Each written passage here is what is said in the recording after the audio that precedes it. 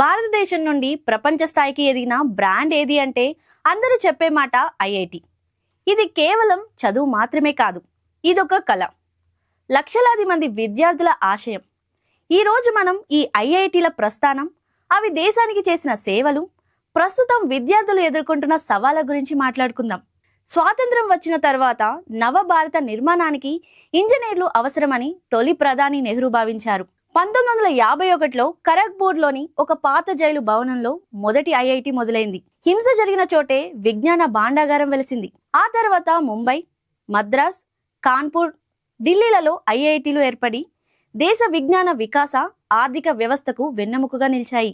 ఐఐటిలో సీటు రావడం అంటే ఒక యుద్ధంలో గెలవడమే. ప్రపంచంలోనే అత్యంత కఠినమైన జేఈఈ పరీక్షను దాటిన అభ్యర్థులే ఇక్కడికి వస్తారు.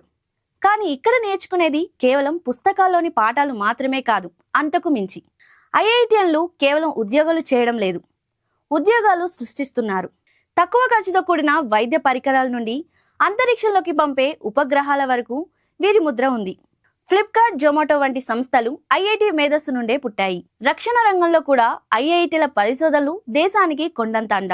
భారతదేశ సరిహద్దులు దాటి ఐఐటి ఖ్యాతి ప్రపంచమంతా వ్యాపించింది. సిలికాన్ వ్యాలీలో గూగుల్, మైక్రోసాఫ్ట్ వంటి దిగ్గజ కంపెనీలను నడిపిస్తున్నది మన ఐఐటియన్లే.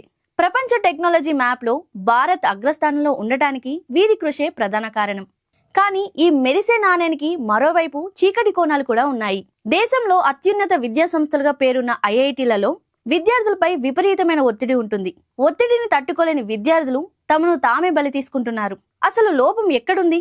తీవ్రమైన పోటీ. ప్రతి సెమిస్టర్ లో గ్రేడ్ల వేట విద్యార్థులను ఒత్తిడికి గురిచేస్తున్నాయి. చాలా మంది విద్యార్థులు తమ ఇష్టంతో కాకుండా తల్లిదండ్రుల బలవంతం మీద ఇక్కడ చేరుతున్నారు. దీనికి తోడు వివక్ష, భాషా సమస్యలు తోడైతే ఆ ఒత్తిడి జీవితానికి చరమాంకం అవుతుంది. గడిచిన కొన్నేళ్లలో ఐఐటిలలో ఇలాంటి విషాదాలు పెరగడం చాలా ఆందోళనకరం.